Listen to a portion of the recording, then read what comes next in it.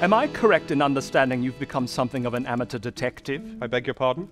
You know, after that business with the murdered ballerina and you pointing the policeman in the direction of the murderess. Ah, the murderess who you dallied with.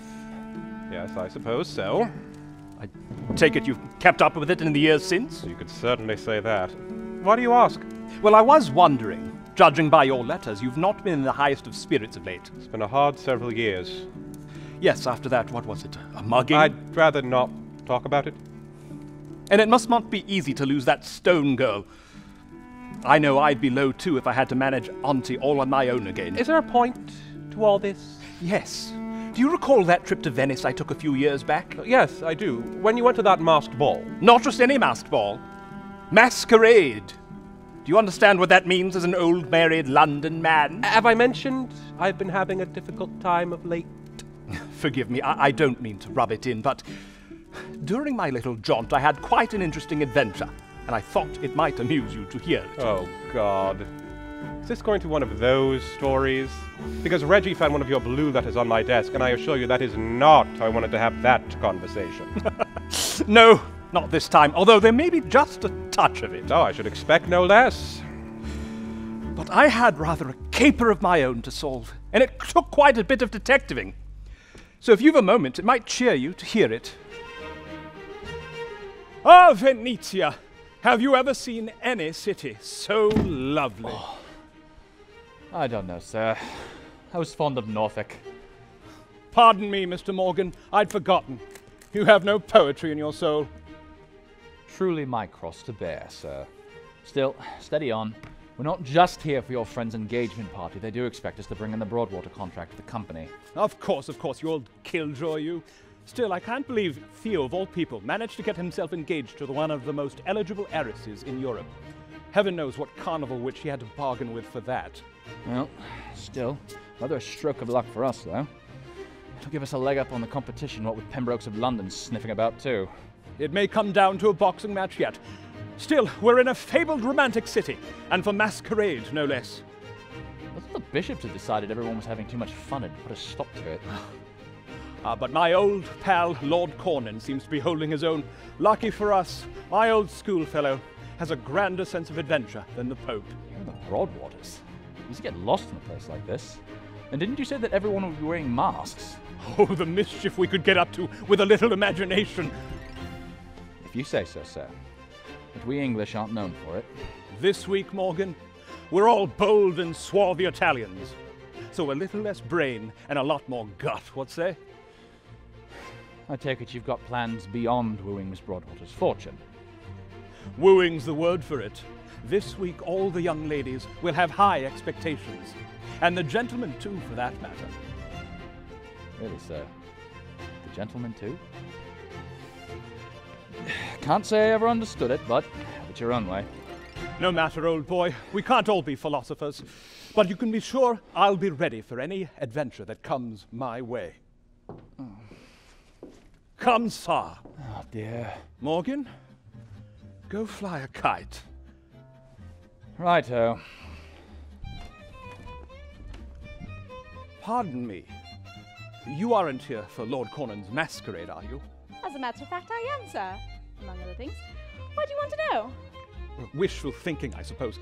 There are some faces one hopes never to hide behind a mask. My goodness. May I be so bold as to ask your name? Oh dear, I thought you couldn't get any bolder. You may call me Rosalind, and you must be Mr. Justin Hawking.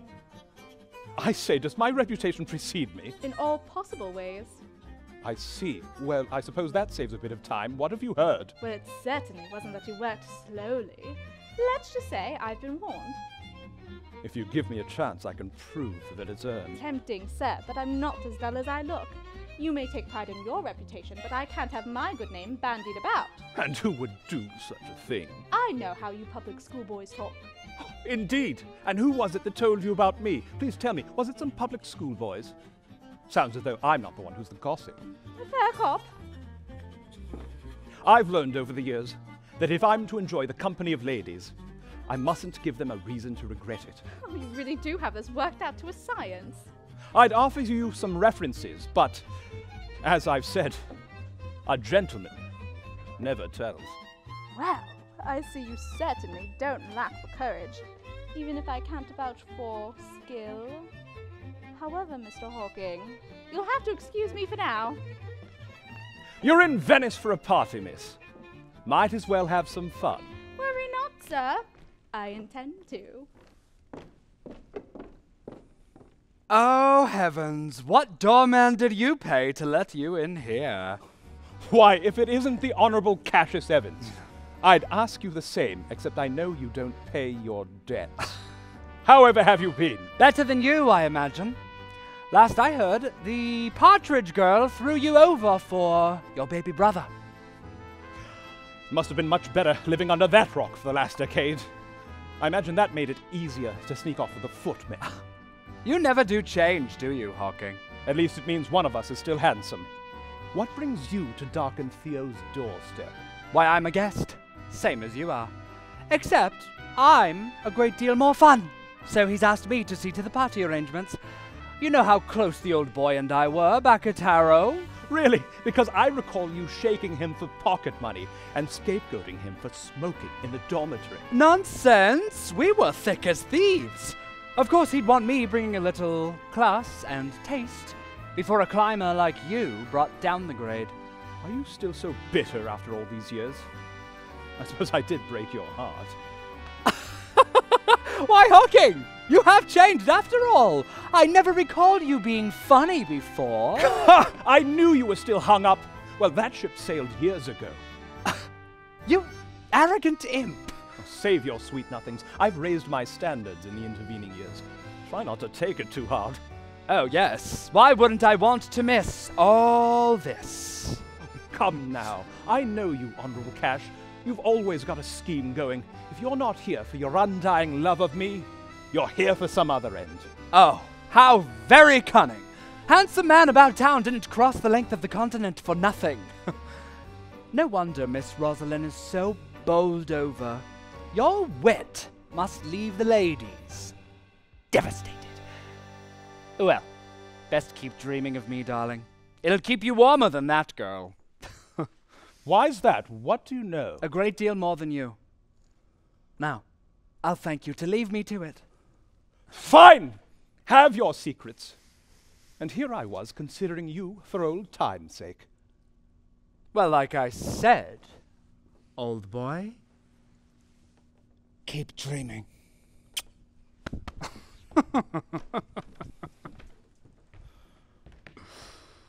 I left that last part out of my story to Nathaniel.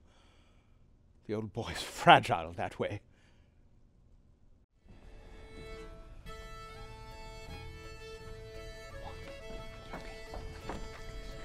Oh! Steady on, miss. Begging your pardon. Not at all. I should have watched where I was going. Those are some fancy masks you've got there. Yes, my mistress sent me off for them. Indeed. My gent's after them as well. Oh, I can show you where I got them, if that's where you're off to now. That would be kind of you. For now, I'm just a bugger off somewhere. My name's Morgan, by the by. Pieter Morgan. Miss Cora Little, pleased to meet you. And what, Pieter Morgan, have you done to warrant banishment? It wasn't me, miss. It's only... he's rather like a bloodhound. Once he scented a fox, he'd rather you drop the leash and let him to it. So he's one of those dogs, then. Careful there. That's my dog you're talking about. Fair enough. I shouldn't like to bandy about my lady's name, even if she did have me once lock her fiancé in a study for a bit of quiet. That's nothing. I once had to deter a rather persistent young lady by reporting a nasty bout of plague. I once had to dress as milady to confuse a particularly tenacious school governor. I've had to knot bed sheets for a daring second-floor escape after a club prank gone disastrously awry. Knotted bed sheets. Amateur hour. Ah, but did you have to shimmy down with the luggage? No, empty-handed. I suppose you've got me beat there. Well, he's not so bad, really. I don't know how else I'd get to travel the world and have adventures. Oh, now that's the life. If you ever tire of it, do let me know, and I'll take your place. Do you think you'd notice the difference if I grew a moustache? Well, if you do, I can recommend a top-notch wax. But don't you like it here? And Venice, for certain. But usually we're shut away in a dreary old house in Export. Nothing to do there but watch the rain and pray a restless ghost decides to haunt the place. Any luck so far? No, even the ghosts find it dull. Well, I am glad you're getting a bit of a holiday now. I do hope you get a chance to take in some of the city while you're here. When I'm sent off to find fancy dress masks, at least. Well, in that case, I shall take you up on your offer to show me. My gent shan't remember I exist anytime soon. Justin, we're about to meet people. Well, why not? I've some time before dinner. We can compare whose adventures have been the most harrowing, shall we?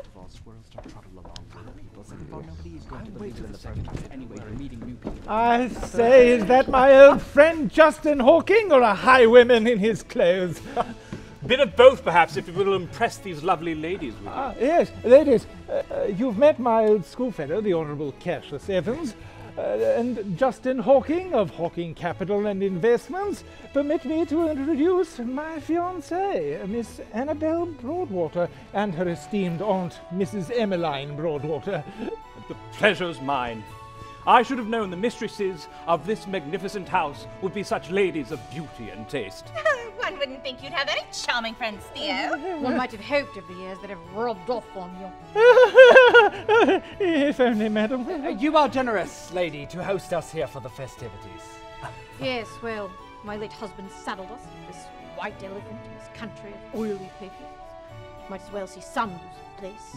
Madam is romantic. Oh, indeed. You know, it would have been Auntie and Uncle's 30th wedding anniversary this weekend. What better way to celebrate than with a raucous party where no one can see anyone else's face? Theo is so clever about those things. We shall have to give them the complete tour. Justin, old boy, have you taken a moment for the Broadwater's famed statue? I haven't. What is it? It was a wedding present. My late husband's pride. Oh, it's a most magnificent piece. A robust italic marble depicting the heroic death of Hector.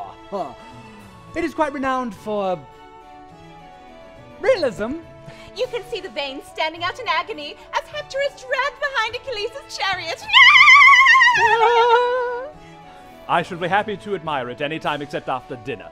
Shall we go through to the cocktail hour? But what about the last member of our party tonight? The charming young lady Justin encountered in the courtyard. Have you met Rosaline already? Briefly, is she a friend of yours? Oh, her family and Theo's have been close for a long time. Surely you must have heard of the Pembrokes? I say Pembroke as in... Pembroke's of London, yes. Lord Harry is my uncle. Oh, didn't you know? I take it you're working on his behalf in a professional capacity. No, I don't know what you mean, Mr. Hawking. I'm simply here to attend a lovely party. I will say, however, you are not the only one hoping to make the acquaintance of Mrs. Broadwater. And why would he be? Auntie is such a charmer. Now, I believe that's all of us for dinner. Quincy! We'll be in for cocktails now before we change. Of course, miss. The ladies and gentlemen will please follow me. Is Miss Pembroke the secret you were crowing over? Do you think that everything I do is about you? It's just a delightful bonus. I'm sure you thought I disappointed you enough. Are you surprised? I'll confess it. Although it would explain why anyone would bother to trust their money with a wet lump of mulch like Lord Harry. Well, I can't disagree with you there. Uncle Harry isn't charming at the best of times, especially when he's forgotten to trim the hair in his ears. But I'm afraid, Mr. Hawking, there's more than just propriety keeping me from your charming offer. Not at all. Why, I'd say this makes things infinitely more interesting. Do you fancy a sportive competition? With a slight raising of the stakes. If I win Mrs. Broadwater's contract, you must spend the last night of the Masquerade as my guest. And what precisely would that entail? A chance, miss, to win you over. And what if I win? Use me as you would your spaniel. If I win, you must take Annabelle's maid companion to the ball. And after that, will you make me eat sweets and stay up past my bedtime? Oh, trust me, dear, it's not for your sake. I'm happy to show a plain girl a good time.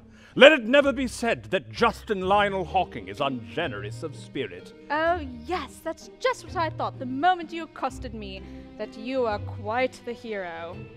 You must not want me to take things too hard if you're offering me a consolation prize. If I am Mr. Hawking, it is because I am very good at what I do. You won't find this a walk in the park. Oh, I don't plan on going easy on you. Enough that when Hawking Capital tosses Uncle Harry out by the hair of his ears, you not hold it against me. So, are we agreed then? No hard feelings? None whatsoever. As I said, I am very good. And I'm pleased for a chance to prove it.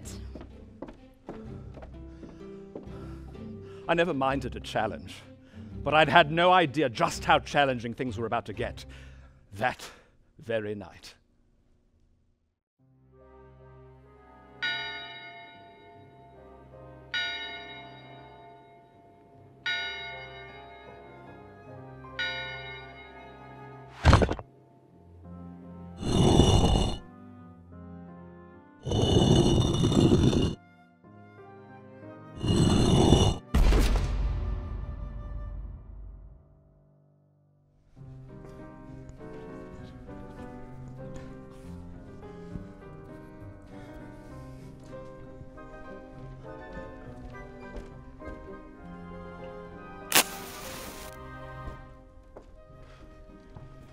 What's all this then?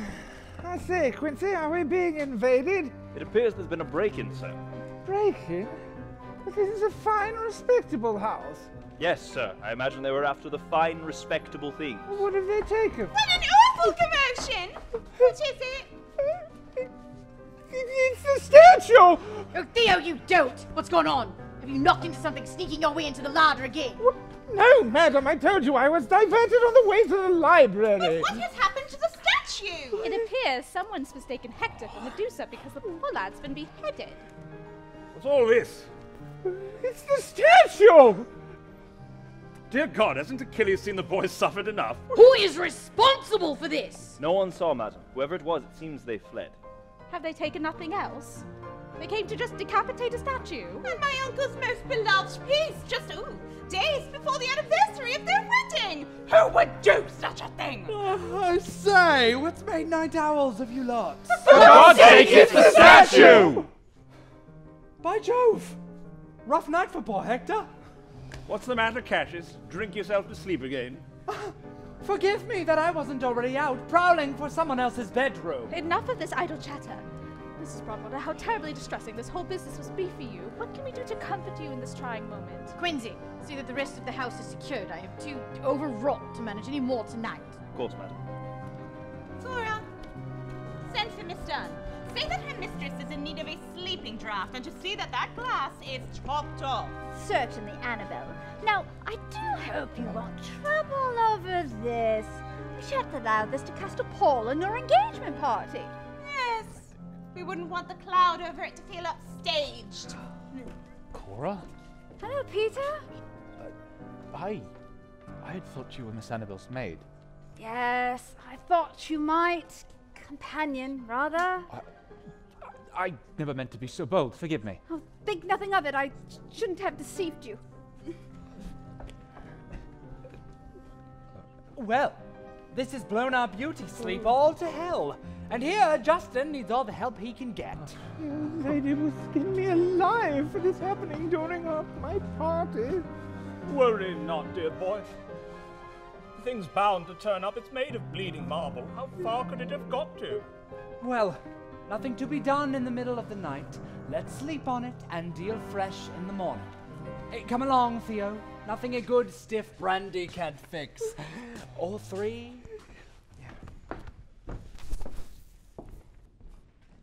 Well, I'd say this horse race has taken quite a turn, wouldn't you, Morgan? Morgan? Sorry, sir. Do you really think that head will turn up? I do, with Hawking of the Yard on the case. You mean to track down the bleeding thing yourself, don't you? Imagine the gratitude Mrs. Broadwater shall pour down on he who restores her beloved husband's statue. Enough, I shall imagine, that she'll grant that clever soul the stewardship of her finances. Clever indeed, sir, but do you think you can manage it? The detectiving, I mean. Of course. Nothing to it. Why, do you know my baby brother's taken it up as something of a hobby? If Nathaniel can do it, how hard can it be? Oh, indeed. Oh, indeed. Oh, come now. Is that really what you think? It was only a bit of a boast, like Achilles before he dragged our marble friend. I see. What does that make me, the fellow being dragged? Well, you'll soon see I ate my words before long. After a few hours' sleep, I sent Morgan off to do a little reconnaissance about the household. Well, my intrepid eyes and ears? I spoke to the Broadwater's housekeeper, Miss Graves. She swears on the Holy Ghost that she saw all the staff to bed by 10 o'clock. It does seem she's rather strict about her lights-out times. And she's sure no one crept out in the middle of the night? I know I've climbed out of a dormitory window or two in my time. Well, they're on the 3rd floor, so would call for quite the acrobat. And the stairs would take any lurker past Miss Graves' sitting room, and she keeps an old blunderbuss above a fireplace. I did a bit of poking as well. The doors and windows were all locked and secure, nothing forced or broken, which suggests that the assailant was already inside, or at least in league with someone who was. My goodness, don't I sound like quite a detective already? So Hawking of the Yard believed it to be one of the guests, then? Unless there's a creeping phantom haunting the halls, sworn to take vengeance on overbearing decor. But why would one of them behead the hostess's beloved sculpture? Who knows what wicked wiles beat within men's secret hearts? Revenge against the late Mr. Broadwater? Zealous defense of aesthetic good taste? Ours is not to reason why. Ours is but to do and die. Still, sir, a motive might help point us in the culprit's direction. Motive, eh? Listen to you, Inspector Morgan. It's an impressive tack, and something of an advantage over Miss Pembroke. Ah, yes, sir. A surefire way to win her affections. A sound drubbing in a test of skill. Duke Theseus wooed the Amazon queen with his sword and won her love, doing her injuries. I can't vouch for the lady's taste, sir. I only mean that to the like of Rosalind and me, there's a little thrill in a competition, a little edge of friction. That's the way to impress a woman of her strong character. Believe me, I've played this game long enough by now to know. Sir, when a young lady catches your eye, what about to suggest to you that she might be game? If that's an easy one, I ask her. That's all. Your master is a clever man, but he can't in fact read minds. I hope this doesn't too much disappoint you. Begging your pardon, sir, but I do believe you've been slapped more than any man I've ever met. Unfortunately, not every lady has the benefit of being both charming and broad-minded. What makes you suddenly ask? Why, Morgan, has someone caught your eye? Mr. Hawking, please. Come now, I'm only glad that you've gotten into the spirit of things. Who is she? Sir, I'd rather not talk about it. All due respect, Mr. Hawking, but you've no care for privacy at all. Why does everyone seem to think I'm so very indiscreet? Sir, you've had me bring you sherry in the bath. Fair enough, but heaven knows I couldn't get on if I couldn't keep a secret or two. Besides, I'm dreadfully curious. Sir, I'm not ready to say just yet. As you like it, old boy. Still, I wouldn't be half the swordsman I am if I didn't have a few tricks up my sleeve. Why, did you know I used to have a group of young boys follow me around, buying me drinks to see me in action, hoping to watch and learn? What did they used to call it, sir? Uncle Justin's school for rakes? You're very fortunate, Mr. Morgan. I'll teach you for free. And all of that works? Like a charm. I've seen it with my own eyes. Allow me to introduce Morgan, an alumnus of the first graduating class. It's true. I once saw him have a pair of twins slapping and hair-pulling over a raised eyebrow across the dinner table. Miss June and Miss July, like sugar and spice. Oh, good gracious. You'll have to forgive Morgan here. He's a straight-laced sort. Of course, you're joining the straight and narrow yourself now, aren't you? Well, yes, I suppose. Congratulations, by the way, on your engagement. Annabella seems like quite the firecracker. Oh, yes, I suppose. I say, old man, is everything all right? What? What makes you ask that? Well, begging your pardon, but if I were to plight my troth for all eternity, I'd hope I'd have more to say about my beloved than, oh, yes, I suppose. Oh, well, yes, I suppose. Are you quite sure? Well, since you asked, Of course. make no mistake, Annabelle is a lovely girl. Very lovely. And so funny and charming and clever and simply a joy to be around. Couldn't agree more. You really think so? Of course. You want her? I beg your pardon. Please, Justin, you must understand. When a man offers me his fiancée, I very much hope to. That's not a mistake I'll be making again. Are you sure you don't want her? It would give me a cracking excuse, and from what I've heard, it would be of some consolation to her. I told you, it's not worth the trouble. Never again. If I may, my lord, what seems to be troubling you and the Honourable Miss Broadwater? It's all become quite the mess. We had such a lovely time when we were courting, Annabelle and I. She would tease me, and I would laugh. She would tell me what to do, and I would do it. And then she told me to go away, and I wouldn't. And then now, we're engaged, and everything seems so dreadfully final. I find myself wondering if I haven't made rather a mistake. Theo, you wag, you always do this. Decide the sun rises and sets upon a girl until she looks back at you. You only want them when you can't have them. Here, now, that's not fair. You were just the same at school. Do you remember the barmaid at the Criterion? You used to moon over her when she emptied her mop bucket in the alley, until she marched up to you, kissed you, and soaked your trousers in mop water. A gentleman wouldn't hold a boyhood fancy against me. A gentleman wouldn't ask me to deflower his fiancée. This is no mere fancy. There's someone else. Someone who makes me see what love truly is. And what miraculous creature has brought on this revelation? Well, that's the rub. It's Annabelle's companion, Miss Cora Little. No. I beg your pardon, sir.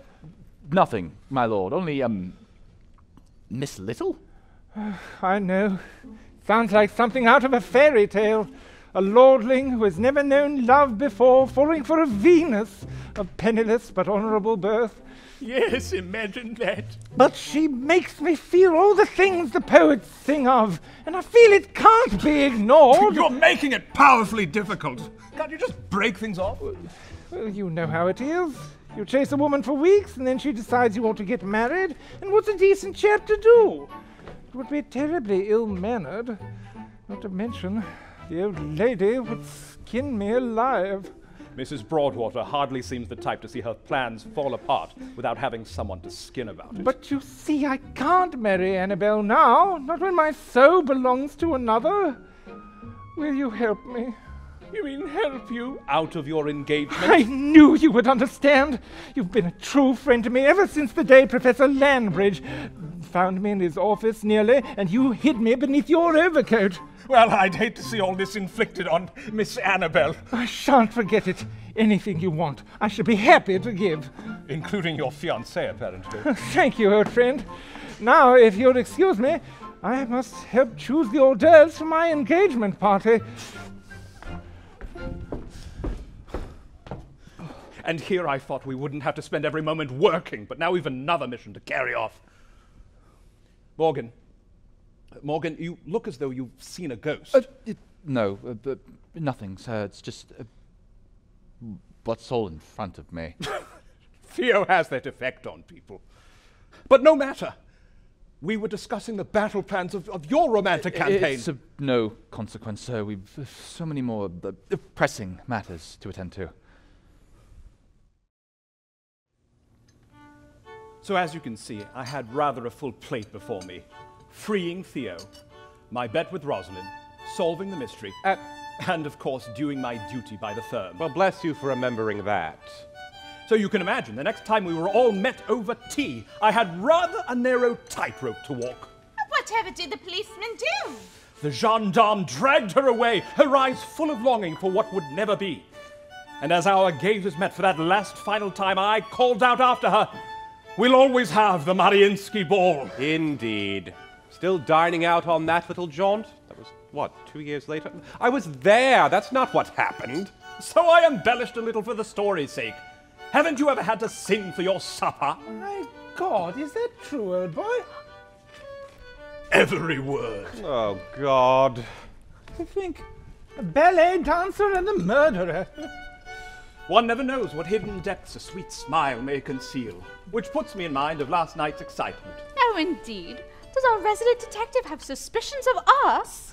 You sneer, but any one of us could be hiding a diabolical statue vandal's heart beneath our genteel exteriors. Oh, good heavens! You take us all for murderous Russian harlots. I should say the stakes in your story were quite a bit higher. Oh, you must have been in terrible danger. How exciting. Oh, hardly the first romantic assignation to have it out for Justin Hawking. Well, lucky for us all. I'm rather handy with a crumpet knife. Isn't that so, Mrs. Broadwater? You're the common skill with this lot. You know, you're all packing it away. What was that you said of Theo the other night, that he was sneaking off to the larder? I told you that wasn't me. I've no idea where that steak and kidney pie disappeared to. Yes, because they're so very easy to misplace. Speaking of misplacing Theo, do you recall when we were hiking in school at the moor, and we lost you in a wrong turn at the swamp? Yes, I heard a bird calling, and I thought it was Teddy Marcotte laughing at me. What's gotten into you, Hawking? We're running down Theo. Help me, won't you? Oh, what fun. Yes, we found him neck deep in the mud with a feral pony chewing on his cap. The sounds of his crying led us right to him. Crying, Lord Cornyn. Made of quite stern stuff. That pony looked very large from that angle. Yes, Theo's a sensitive soul. Unlike you lot of Neanderthals. Oh, indeed. When all the old boys were out chasing barmaids, Theo hardly ever called them by his mother's name. Too much? Mr. Morgan, would you kindly clear away these plates before I give in to my secret desire to smash them over these brutes' heads? Of course, miss. Hello, Pieter. How have you been finding Venice? It's a lovely city, Miss Little, thank you. And what of your masks? Do they meet with your standards? That will be for Mr. Hawking to decide. Thank you, miss. What should I do with the plates, Mr. Quincy? Clear them to the tray to take to the kitchen. Can't we just use the dumbwaiter? The door's stuck shut. I haven't had time to see it repaired. Very well.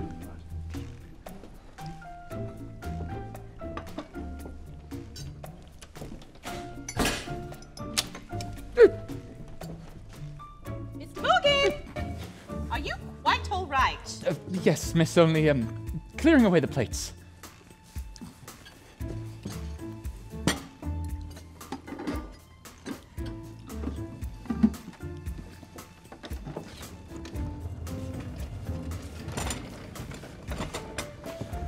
Mr. Hawking, I think you're quite finished then. I say, Morgan, I've only just started on the clotted cream. And I'm getting very nearer to the culprit revealing themselves. Mr. Hawking? Your plate, then? Ah, yes, my plate! Do see it taken away before our lunch is disturbed. I think it's rather too late for that.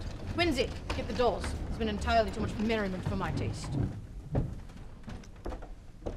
Go apologize, Theo. You know she still hasn't forgiven you for that time you mistook her special teacup and you passed out drunk on the croquet lawn. Oh, God! Just what game do you think you're playing? Why, only a little investigation, miss. What's the matter, guilty conscience? Stop it, Hawking! You're trying to make Theo look even more like an absolute pillock than he already is. Why ever would I do that? Oh, it's beyond me to say, because God and heaven knows Theo does not need the help. A fair cop. So listen here, you glib-grinning cocks. My aunt already believes that that boy could not find his ass with a bloodhound and a regiment of Gurkhas. If you push his considerable shortcomings any harder, she'll disapprove the marriage and toss him out bum of a tea kettle. And that would be terrible. I swear to merciful Jesus, if any of you do anything to ruin this for me, I shall ruin you. Have I made myself clear? It was all Justin's idea. Anything for a lady. That's the spirit. Now, extricate yourselves from my business before I do it for you. Well, you heard the lady. Coward! I wonder where they're running from. Dear me, I think she might be my dream girl. You truly are brazen, aren't you? Don't be jealous now. My earlier offer still stands. In all frankness now, Hawking, stand down. And here I thought you weren't afraid of little competition. But I mean well, I do. It's not only for the bet. Oh, yes. Heaven knows a woman's never had any trouble at all from well-meaning men. Be reasonable. I love the dear old boy, I do, but do you really think Annabelle would be happy married to a clod like Theo? Do you think that's Annabelle's biggest problem? I'm sorry, does she fight fires or rescue orphans? Oh, for Christ's sake. Before you come riding in on your white horse and decide what saves her day, consider for a moment what you know of her day and who you're actually saving, because it isn't who you think. Whatever does that mean? If you have to ask, you ought not to involve yourself. She's right, you know. Learned that myself a few years ago. Well, I hadn't yet. Oh, of course not. Because you're a Hawking. And we all love learning the hard way.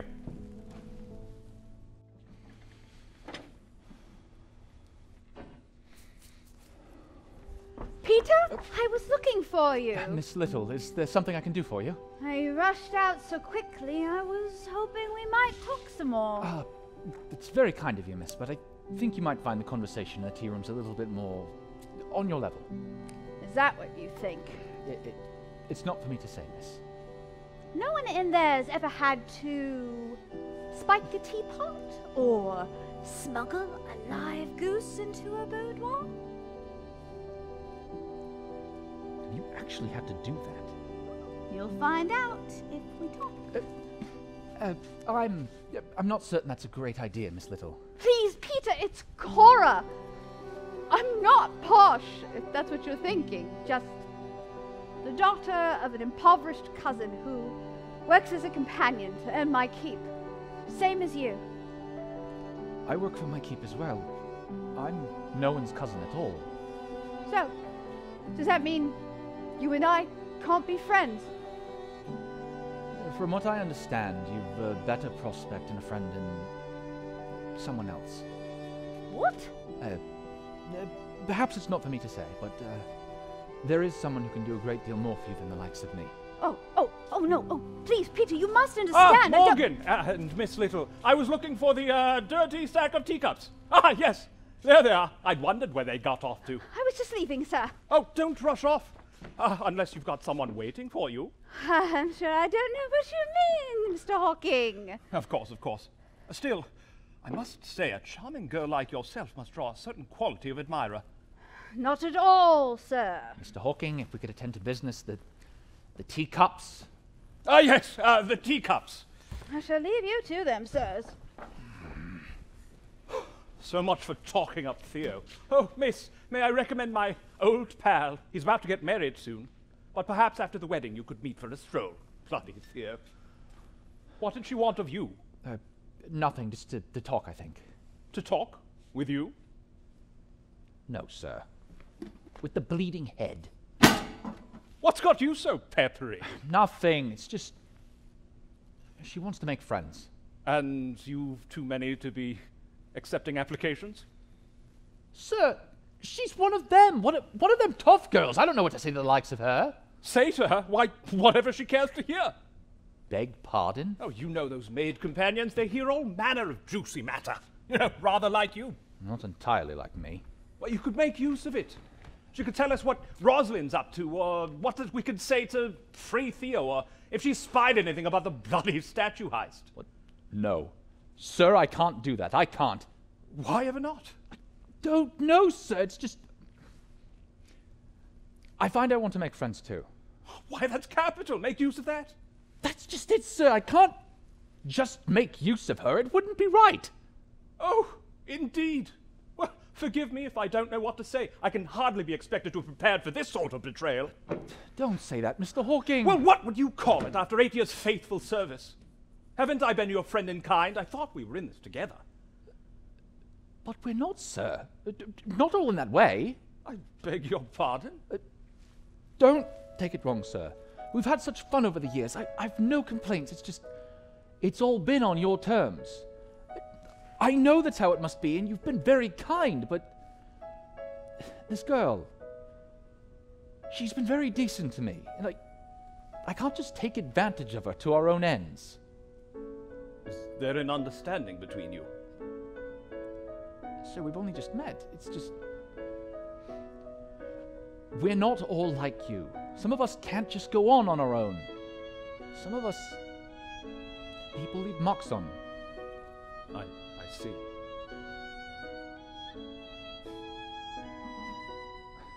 It's like my father used to say, who's to know why Samson loved Delilah?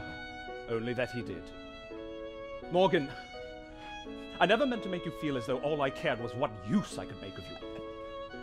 I'm very glad of my place, sir, and I'm very happy in it. It's just the way you flit about from woman to woman and the occasional gent. Perhaps it is you don't know what it is to need someone. Here now, Morgan. I'm not made of stone. Of course not. It's just... that's not the same as never having your heart break. Wrong again, old boy, I'm afraid. Really, sir? There was a woman I saw something of when I was a younger man. Beautiful and clever and funny, all the usual specs. But she had an edge about her. The steel blade and the velvet glove. I always was soft for a girl that was just a bit sharp on me. It does sound her upright, sir. Of course, nothing ever came of it. She had no patience for an eye that wandered, nor should she, so it was only a matter of time. But I confess I missed her when she was gone. Did you love her? Not in the way you mean, but I wanted her to think better of me than she did. It's not every day a man is shown exactly who he is. What became of the lady, sir? She married my brother. He always was the good boy. I'm sorry. Sir, I shouldn't have... Think I nothing of it, old boy. Only, I don't want you to think I've no need of anyone, because I need you. As my support and as my good friend. I should be very sorry if you didn't know that. I'm sorry too, sir. But we have the head now. Surely that accounts for something. Yes, and the culprit must have intended to come back for it after stashing it in the dumbwaiter. Surely the staff would have tried to repair it, or some raffish young lad would have tried to climb inside as a prank, if my school days were any indication. You've ridden in a dumbwaiter, sir. Well, I was rather more limber in my younger days. And a few stone lighter, I would wager. Manners, old boy. Still, I'm certain the vandal must have intended to come back for it. But when? It shan't be too long, and they should be discovered. But we're out here in the middle of the house, where everyone's always walking. And he must not have felt safe under mere cover of darkness. Especially after the debacle the other night. By Jove! The masquerade! The ball, you mean? Everyone should be occupied with it, including the staff. Even if the blackguard is spotted, everyone will be wearing masks. It's perfect! If we stake out the dumbwaiter during the ball, we'll catch them in the act. Make ready our masks, dear boy, because, as I believe the detectives say, I think we're hunting game.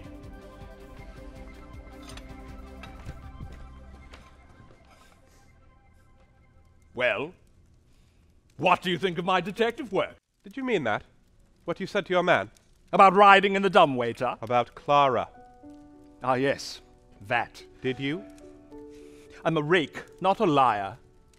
Are you surprised? I admit I've always wondered if it wounded only your pride or something else. I'm not like Morgan or you. I don't believe there's just someone I'm meant to walk the way with. But some people leave a mark. And when I didn't, well... You never liked to talk about it. You never liked to hear about it. Though I can hardly say I blame you. I suppose I've gained a little perspective in my old age. Plus, it has been 13 years. She's hardly pining across the moors for Heathcliff. Oh, you ready for any gory details, then? Ah, I said I'd grown, not been canonized. I must say, I'm glad you can speak to your man in that fashion. I know you've always gone your own way, but it comforts me to know you have someone looking over you. Are you saying you worry for me? Well, I hardly like to think of you out there alone, if that's what Goodness! My baby brother worries for me. I suppose that makes it that much more bearable how desperately he envies me. Envies you? Not a chance! Really? Why then was that letter of mine on your desk, where my sweet nephew could find it? Well, I told you. I'm not canonized. Well, at any rate, the first night of the masquerade was upon us, which meant that it was time to put my plan into effect. Are you ready, dear fellow? As ready as I can be, sir, but are you certain this is the only way? Are changing places? Morgan, we must give to all and sundry that I am thoroughly occupied with the ball. That way no one will wonder at my disappearance while I lie in wait at the dumbwaiter. Now hand over that mask and let me see you put on mine. But shouldn't I do the staking out, sir? No one at the ball will miss the likes of me. Do you want to be the one to brawl with that hardened criminal then? A brawl, sir? Do you really fancy yourself the scrappier between the two of us? May I ask in God's name why? Well, I have got this stick. Oh. And if worse comes to worse, I shall stay the blackguard with my commanding presence. Commanding presence? He won't be a boot boy at the Hotel Savoy. I thank you for your concern. But buck up. You're about to have some fun. What most men dream of all their lives, you shall get to live. Sir, I shall have to pretend to be you. However shall I manage? You've had years to observe me. Try not to have too much fun. And if you don't find me in a few hours' time, just find whatever chair the villains tied me to. It won't be the first chair I've walked in and found you tied to. Bon chance, dear fellow. Don't do anything I wouldn't do.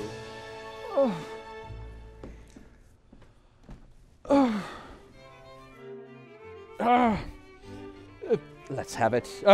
Justin Hawking. Public school. Slight duck walk. Theo! Theo! Oh! Hawking! As promised, my room key. Upstairs on the left. See you later.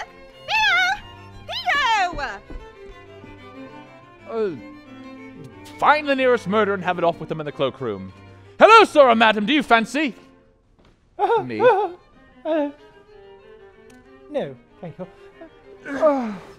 Here, God help us. Miss Pembroke, was it? Oh, you recognize my mask. And the particular cadence of your bustle as you walk. Ah, Mr. Hawking, I recognize you now. Well, I am known by my elegant leg.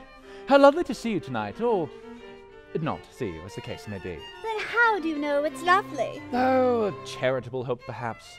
After all, who knows what wicked wiles beat within men's secret hearts? I know, by the way you watch my bustle. Allow me to leave and permit you another opportunity. No.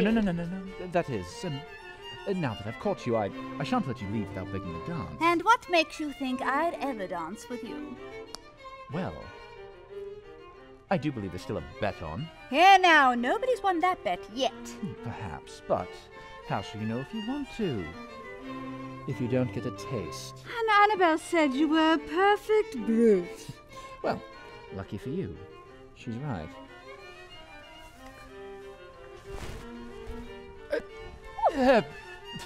Apologies, my dancing's not quite as sharp as my wit.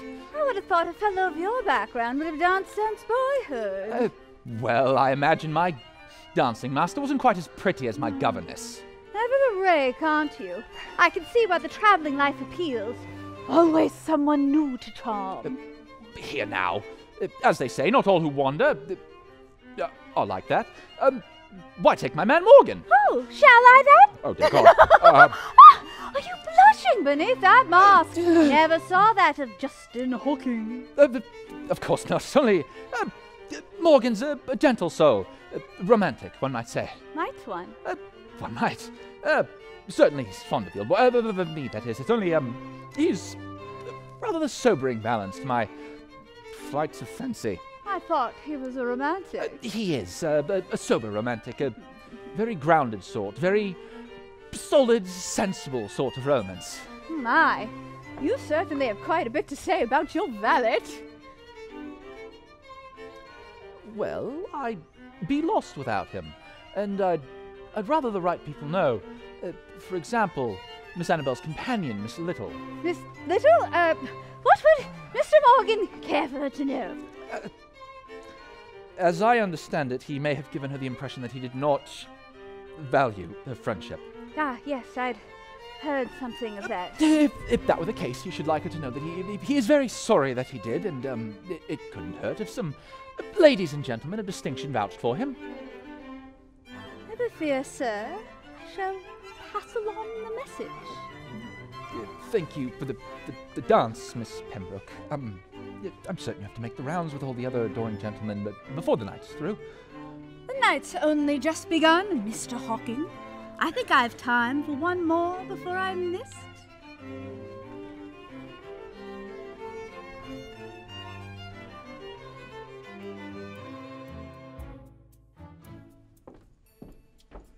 What are you doing here?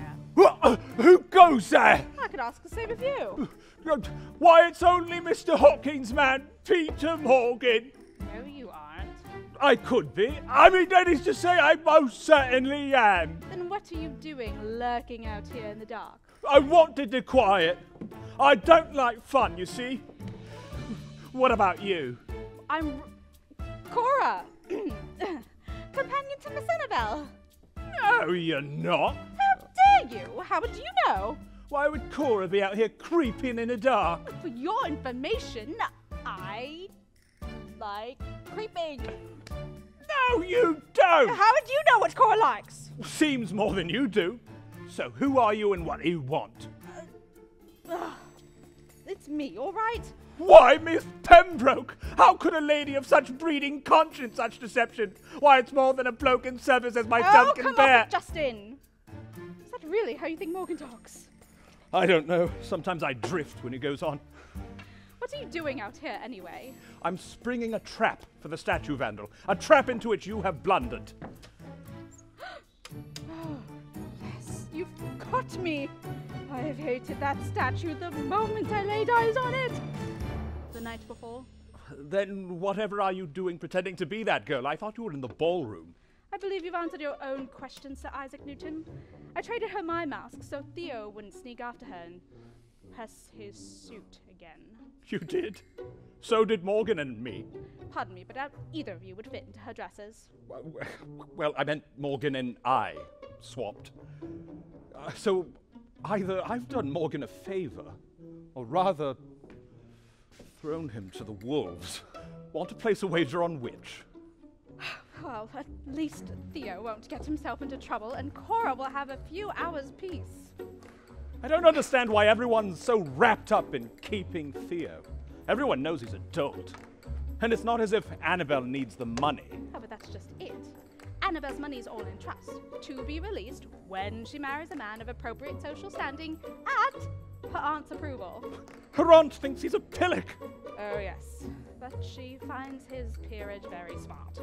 Ah. Such is the lot of those whom society will not indulge, trotting the globe, doing as they please. Really?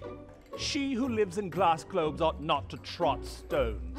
You mean she who must pretend her uncle does all of her work of consequence and won't drag her back home again if she can't seal the deal? Which is looking increasingly likely with the mood Mrs. Rodgers has been in. Oh, I see. I see. Rosalind, we can call off the wager if you like. I only meant it as waggish flirtation. I didn't mean to trap you into anything you didn't want to do. There's no fun in that. Only too happy to bugger off if you really don't like me. Don't like you? Justin Hawking, I am you. I beg your pardon. You've seen it. It's why you're after me, unspeakably vain as you are. I travel the world, I wrangle and deal, I dazzle with my wit, my charm, my striking good looks. And yes, Mr. Hawking, I've no interest in the conventional genteel path, because I'd much rather dally with all sorts of fascinating people I meet along my way. You don't say. I do say. Or I would, if society would permit me the same way it does you. I'm afraid, Mr. Hawking, the only real difference between us is the only one that matters to most. Not to me. I meant what I said when I don't judge. Perhaps you don't, but others will. Even if I should risk you, I risk any other blasted gossip who chances to find out about it. Even if you are as discreet as you say, There's always the servants or the hosts or some other mean-spirited judge or jury who would shun me forever for a rumor. I can't argue. I've seen it. What woman could get away with what you do as a matter of course? Proposition the first good-looking stranger you see, flirt with the host, and laugh off your rakish reputation over the fish course, because it only makes them love you more. So know this, Mr. Hawking. I would take you up on your offer. Indeed, I wish I could take you to the upstairs bedroom and show you a go-round like you've never had before, because that would mean that I could. Golly, I say, Rosalind. Shh. I'm doing my best. No, not that. Did you hear that? By Jove, someone's coming. Hide.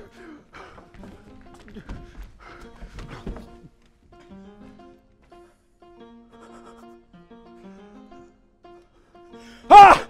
Stop where you are, statue vandal! Gothel brigand! Oh, my gammy knee! Blast it all! Bloody buggering hell! Rosalind, his mask! You!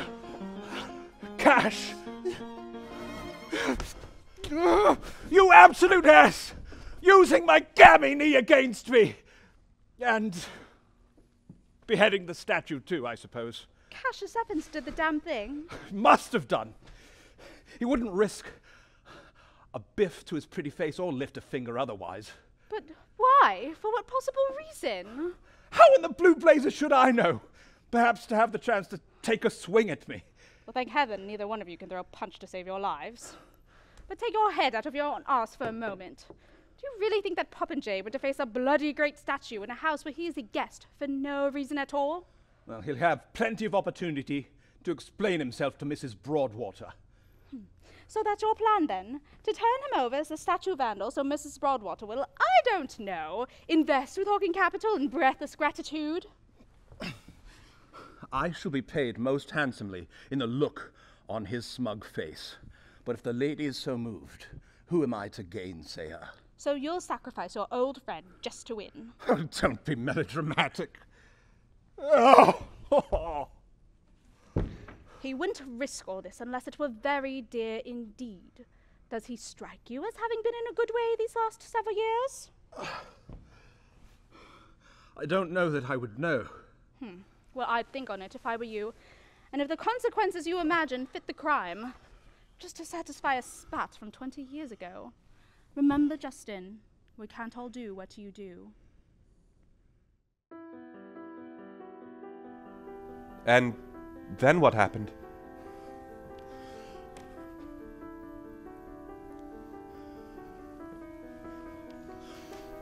Mr. Hawking.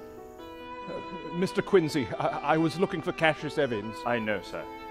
I'm afraid this business with the statue's head has given you rather the wrong impression. I felt it was my duty to correct it. How do you know about that? I'm afraid the events of this evening have led you to believe that the Honourable CASSIUS is responsible for the theft. Theft, not mere vandalism? No, sir. The intention was theft. I can speak to that as it was mine. Yours? Yes, sir. Though, it seems I've rather botched the job, as it were. I meant to make off with the piece and sell it, though I managed to break it in the attempt. When Lord Cornan emerged, I feigned the same consternation as the rest of the household. I see. Until now, I've been making a rather cowardly attempt at concealing it. Though if you were to place blame on Mr. Evans, I thought that I must speak. The question remains, why did he come back for the head? Mr. Evans knows nothing of it. Come now, he was on a mission for that dumbwaiter. What's going on here? Oh, for heaven's sake, Martin, what are you doing? Confessing, sir, to the plot to steal the statue.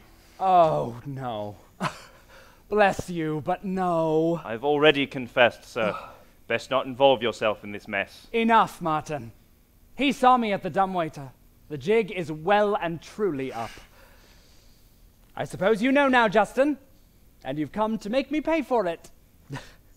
Whatever possessed you? You were always a bit of a schemer, but to attempt an art heist? For what possible reason? We were hired, if you must know, to rid the place of that hideous thing. You, a gentleman thief! As you can see, I'm hardly Black Bart. But heaven knows I needed the money, so we made the attempt. And you corrupted Broadwater's own man into it. Rather the other way around, sir. And that's the truth. I was the one engaged, and knowing of Mr. Evans's circumstances, I drafted him into the operation. Why would you use Cassius of all the useless people? And why would you fall on your own sword for him? Oh. Oh, I see. I don't know what you're talking about, Mr. Hawking. Martin, that's enough. But Mr. Evans, we have... Martin, Justin knows. And better than most. Oh.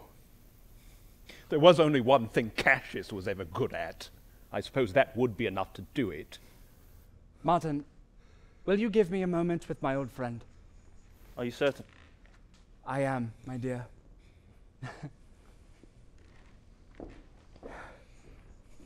Well, there you have it. Have what? Name it. All the power, proof that you're the better man, whatever you like. It's only all you've ever wanted for 20 years. Yes, my whole brain has been occupied all that time with you. Oh, so laugh it up, old boy. I'll just wait patiently until you decide my fate. Is that all you have to say for yourself? What I don't understand is why this? For what reason? Money? Excitement? Come now, Hawking, are you really that thick? You know what my life is.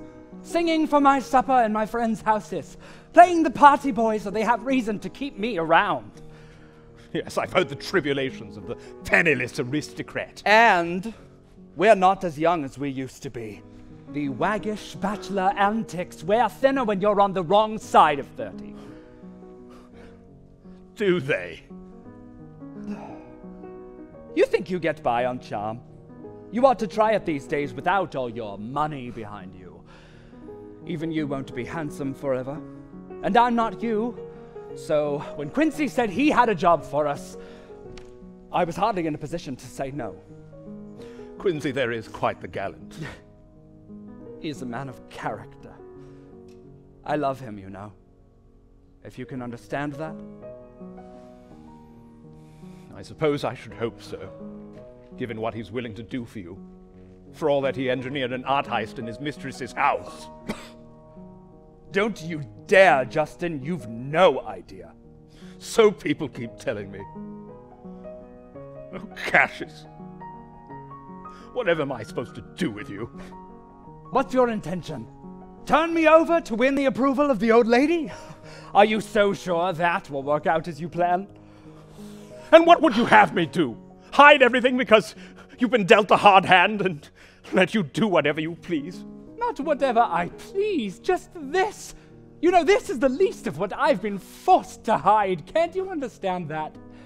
It's not as if I haven't anything of my own to hide. Then you ought to have some pity. What you and I had, I've no illusions of it. A romantic lark. But I did think that we were friends, Justin. Does that mean nothing to you? Dear fellow, do you think after all these years we'd be here if it didn't?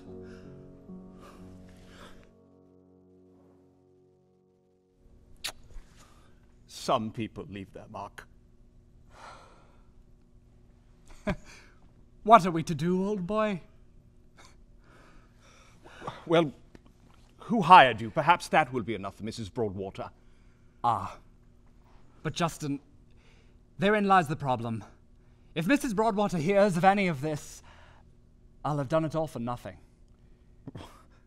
Whatever does that mean? This is what happened next. Mr. Hawking to speak with you, Mum. Good evening. Thank you for seeing me, Mrs. Broadwater. Yes, I am most magnanimous, despite the lateness of the hour. Indeed. And what did you think of the party? Oh, spare me your mewling. Why ever do you invade my sitting room? I assure you, only on a matter of great importance. I know what happened to the statue. Well, that is important. Madam, would you permit me? Thank you, Quincy. That will be all for now.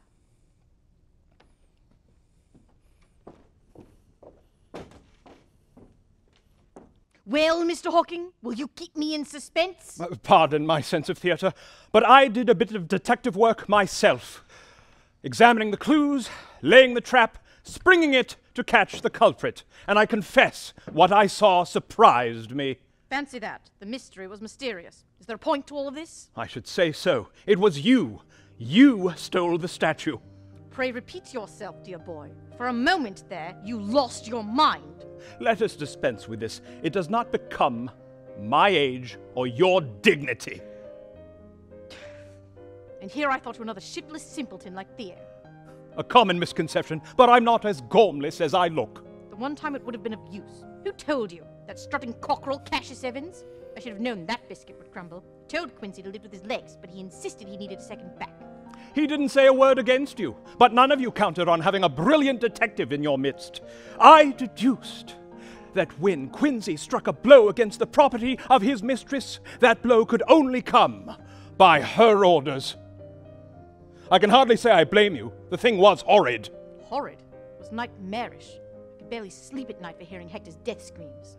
My only question is, why would you hire your man in secret to abscond with your own statue? And here you said you weren't so gormless.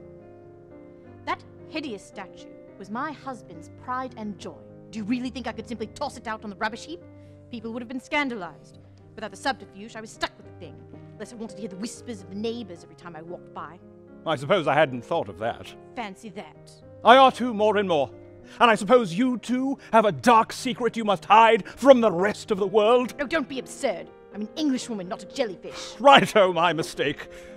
The only thing that matters now, Mr. Hawking, is what you plan to do. You know my subterfuge now, and now I'll not have it bandied about. What will it cost me for you to keep your clever mouth shut? Are you making me an offer?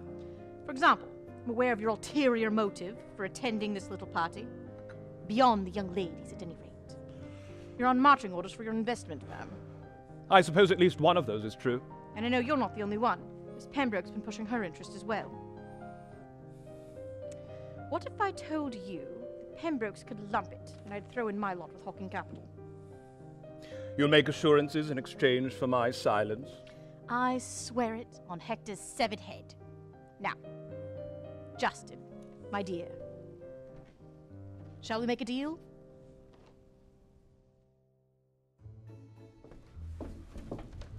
There you are. Are you ready? Ready as I can be. Have you gathered everyone together? Yes, they'll be here. Only I haven't found Annabelle. Damn, can you take her aside as it goes? I can climb atop a moving train, Justin, but I can't guarantee I can shift tracks from up there. Then, my dear Miss Pembroke, do you trust me? Oh, do you juggle elephants? In which case, permit me to bend over backwards. Save that for later. For now, it's enough to follow my lead. Ah! There you all are. Thank you for joining me here. Yes, you've hauled us all out for this unheard of ritual of afternoon tea. Ah, but a very singular one. You may all be wondering why I've gathered you together here. Well, besides the Ceylon and biscuits, or did Hawking of the Yard require us in the parlor for some accusing?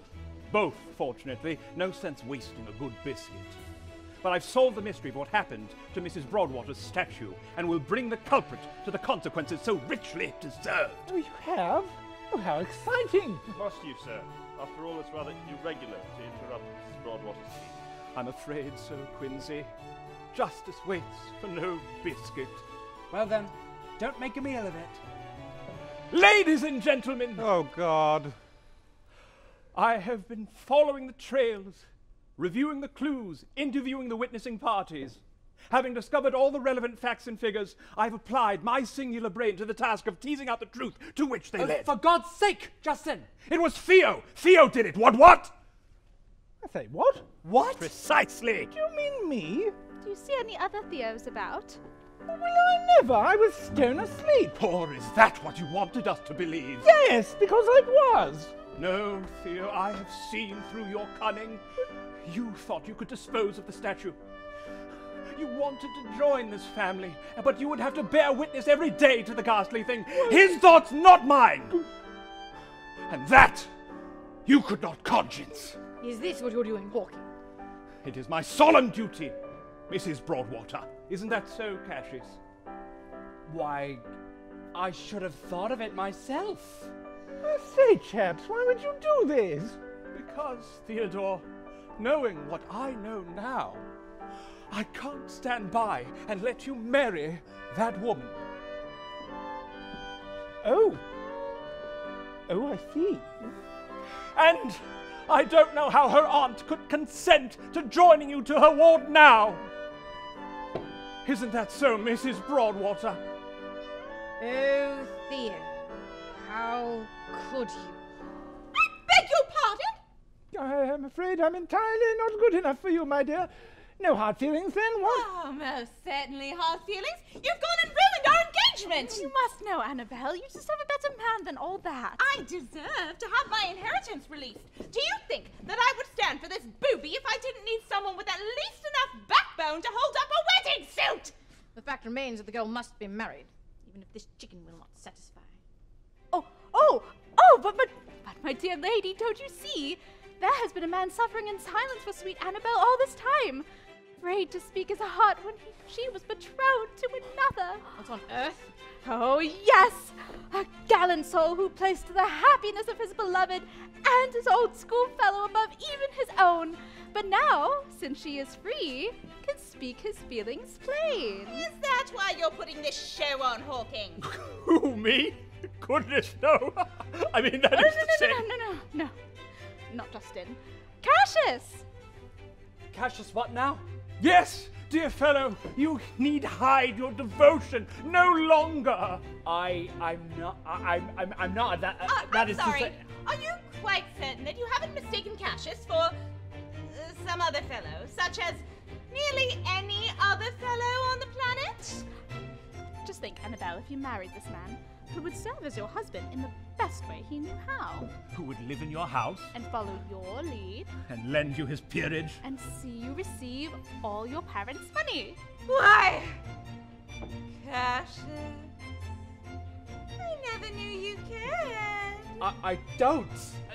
That is to say, I don't. Mr. Evans.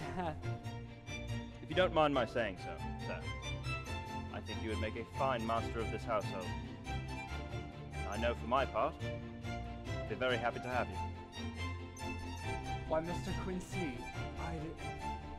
I do believe you're right. So, what do you say, Cassius? Shall we marry? And Mother thought I'd never find the right girl. Well, that's the mystery solved, the lovers united, and everyone's honor satisfied. Isn't that so, Mrs. Broadwater? Indeed. I'm especially grateful to Miss Pembroke for saving my niece's honor with a suitable gentleman.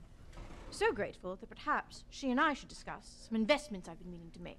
I feel as though she'd be the right person. Of course you should, of course. Why, madam, we should be honored. After all, I should like to work with someone I can trust. Quite so.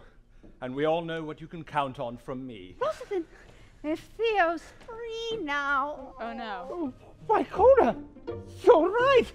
I'm a free man. Oh, no. I know it seems as if I've rather dishonored myself just now, but I swear you'll find my heart is true. What do I... Propose! What? What? What? Oh, trust him! Propose! Dearest Theo, it's the day we've been praying for. Now at last we can be wed. Yes. Where did you say? Of course. It's what we've been longing for, isn't it? Well, of course it is. Of course it is. Moving rather quickly, don't you think? Why, Theo, whatever do you mean? Only just wait a while and observe the proprieties and whatnot.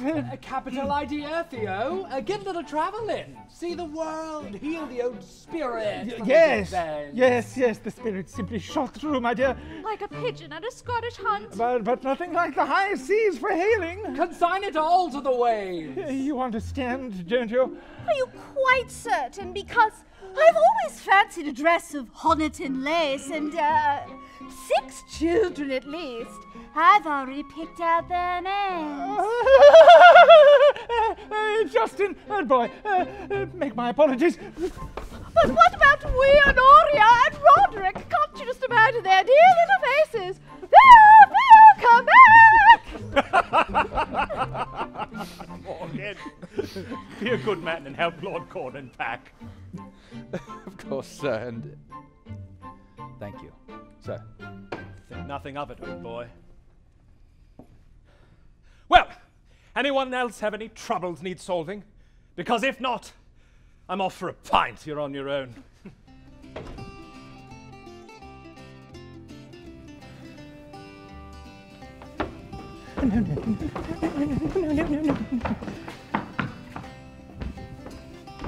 Thank you, Miss Morgan. Ta-ta, sir. Well, Miss Little, I'd ask if Lord Cornyn accepted your gracious proposal, but I can tell from your smile that he did not. Yes, that galloping sound you may have heard was Theo stealing a team of horses to get as far away as possible. So what shall you do now that he shan't be breathing down your neck? Well, since Annabelle has found a much more appropriate match, she shan't be needing a companion much longer. Miss Pembroke has graciously offered me a place traveling with her. So you shall get to see the world at last. Yes, you've inspired me. I wanted to ask, Mr. Morgan, Pieter, if I might write to you, if you would care to write me back. I should like that very much, Miss Cora. Ah, Morgan! I can tell by the gleam in your eyes you've heard Miss Little's good news. Yes, sir. He's regaled me of the fun to be had trotting the globe in the right company. And I assure you, Cora dear, Mr. Hawking's got nothing on me. Well, lest you believe that, I wanted to offer you the afternoon off, so that you may enjoy Miss Broadwater's engagement party. Why, perhaps he can accompany me then, if he'd be so kind. He can, miss. But only if you keep speaking as though he's not there. He's keen to hear what you've said behind his back. Well, I find it's done us well enough so far. Ah, young love! How exhausting. I must say, Justin, you've been quite the gallant all around. Who'd have thought the old dog would have it in him? Not me. That's certain. By the by, Hawking, I shall have access to my own money soon. Perhaps you ought to tell me what I should do with it. Nothing would please me more. See you at the party, Hawking. I'll have Quincy save you a glass of champagne. And I'll have nobody save you a glass of nothing.